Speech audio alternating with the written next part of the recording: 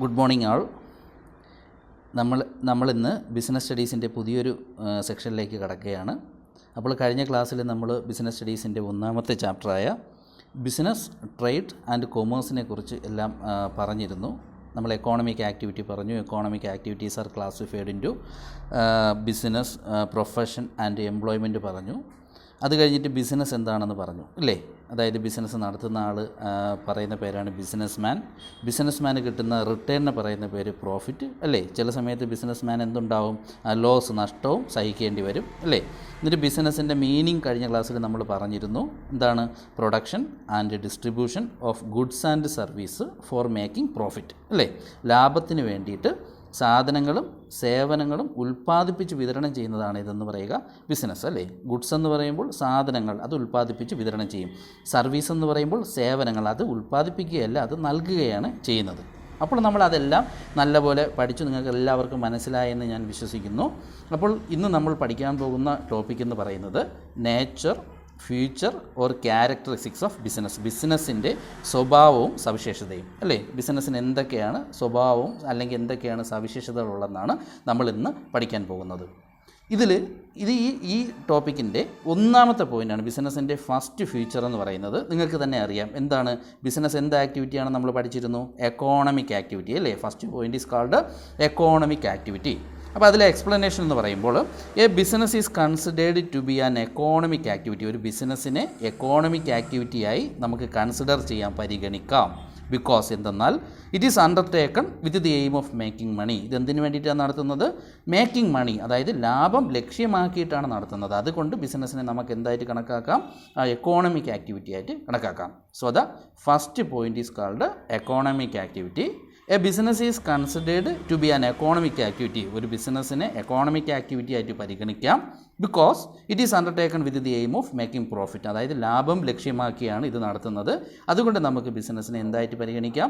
Economic activity ആയിട്ട് പരിഗണിക്കാം. Okay. Then the next point is dealing in goods and service. സാധനങ്ങളിലും സേവനങ്ങളിലും ഇടപാട് നടത്തുന്നു, അല്ലെങ്കിൽ ക്രയവിക്രയം നടത്തുന്നു അല്ലേ.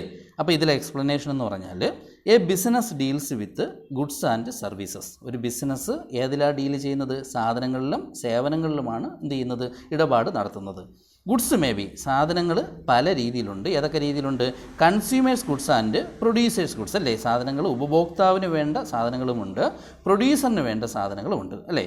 അപ്പോൾ കൺസ്യൂമർ എന്ന് പറഞ്ഞാൽ നിങ്ങൾ ഇപ്പോൾ മനസ്സിലാക്കി വയ്ക്കുക. കൺസ്യൂമർ എന്ന് പറഞ്ഞാൽ ആരാണ് ഒരു പ്രോഡക്റ്റ് അവസാനമായി ഉപയോഗിക്കുന്നത്, ആ ആളിനെ പറയുന്ന പേരാണ് കൺസ്യൂമർ അല്ലെങ്കിൽ ഉപഭോക്താവ് എന്ന് പറയും. എക്സാമ്പിൾ, ഞാനൊരു പേന ഉപയോഗിക്കുന്നു എങ്കിൽ ഞാനാണ് എന്തെന്ന് പറയുക?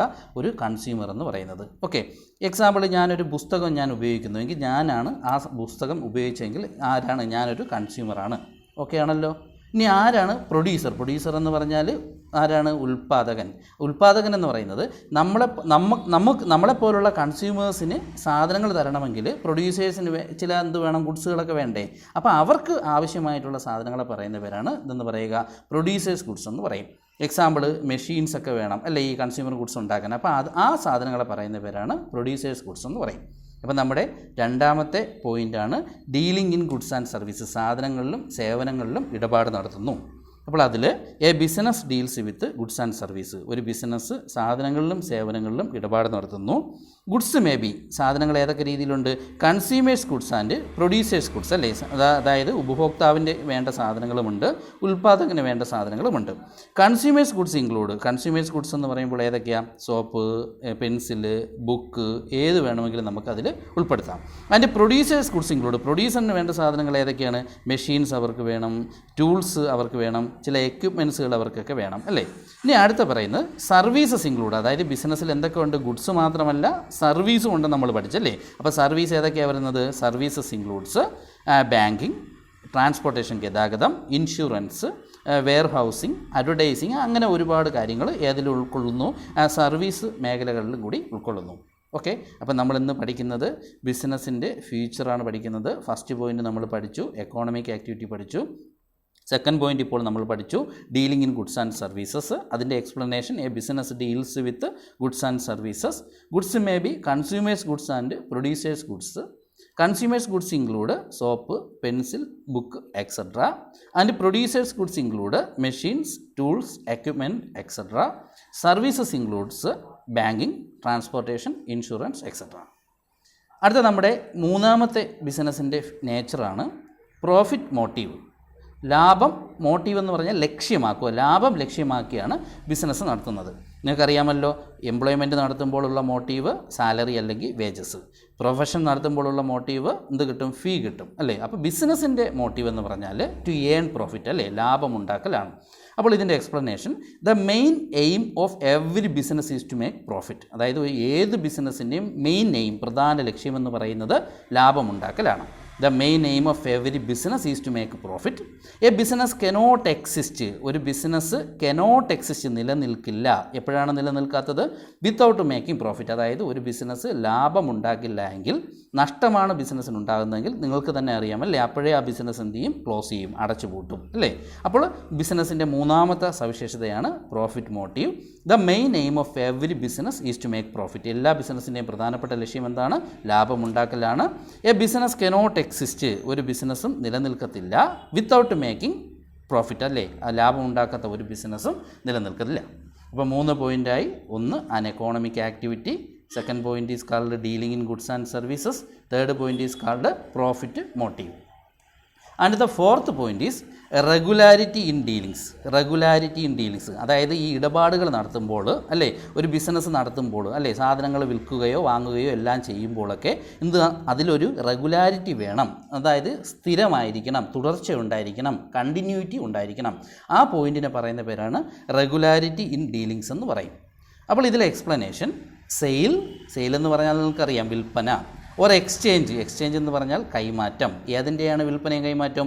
ഗുഡ്സ് ആൻഡ് സർവീസസ് അല്ലേ, സാധനങ്ങളും സേവനങ്ങളും വിൽക്കുകയോ കൈമാറുകയോ ചെയ്യുമ്പോൾ must be regular or continuous in nature. അത് സ്ഥിരമായിട്ട് തുടർച്ചയായിട്ട് തന്നെ നടത്തിയിരിക്കണം. അപ്പോൾ ഒന്നുകൂടെ പറയാം, റെഗുലാരിറ്റി ഇൻ ഡീലിങ്സ് അല്ലേ, ഇടപാടുകൾ തുടർച്ചയായിട്ട് നടത്തിയിരിക്കണം. Sale or exchange of goods and services must be regular or continuous in nature അല്ലേ, സ്ഥിരമായിട്ട് തുടർച്ചയായിട്ട് തന്നെ നടത്തിയിരിക്കണം. എന്നിട്ട് പറയുന്നു, എ സിംഗിൾ സെയിൽ എന്ന് പറഞ്ഞാൽ ഒറ്റ വിൽപ്പന, ഒരു തവണ മാത്രമേ വിറ്റുള്ളൂ. അല്ലെങ്കിൽ ഒരു ഐസൊലേറ്റഡ് ട്രാൻസാക്ഷൻ എന്ന് പറഞ്ഞാൽ ഒറ്റപ്പെട്ട കൈമാറ്റം, കനോട്ട് ബി കാൾഡ് ബിസിനസ്. അതിനെന്തായിട്ട് കണക്കാക്കില്ല? ബിസിനസ്സായിട്ട് കണക്കാക്കില്ല. അപ്പോൾ sale or exchange of goods and services must be regular or continuous in nature. A single sale or an isolated transaction cannot be called business അല്ലേ, ഒറ്റ വിൽപ്പനയോ ഒറ്റപ്പെട്ട കൈമാറ്റമോ ഒരിക്കലും എന്ത് ചെയ്യത്തില്ല, ബിസിനസ്സായിട്ട് കണക്കാക്കത്തില്ല. കഴിഞ്ഞ വർഷങ്ങളിൽ നിങ്ങൾക്ക് ചോദിച്ച ഒരു ക്വസ്റ്റ്യനാണ്, +1 ബിസിനസ് സ്റ്റഡീസിന് എക്സാമിന് ചോദിച്ച ഒരു ക്വസ്റ്റ്യനാണ്. മിസ്റ്റർ രഘു എന്ന് പറയുന്ന ആൾ അദ്ദേഹത്തിൻ്റെ കയ്യിലിരുന്ന ഒരു കാറ് 2 ലക്ഷം രൂപയ്ക്ക് വേറൊരാൾക്ക് വിറ്റു. അപ്പോൾ ആ അദ്ദേഹത്തിന് എന്ത് ചെയ്യുക, കുറച്ച് രൂപ എന്തെങ്കിലും ലാഭവും മറ്റുമൊക്കെ കിട്ടി അല്ലേ.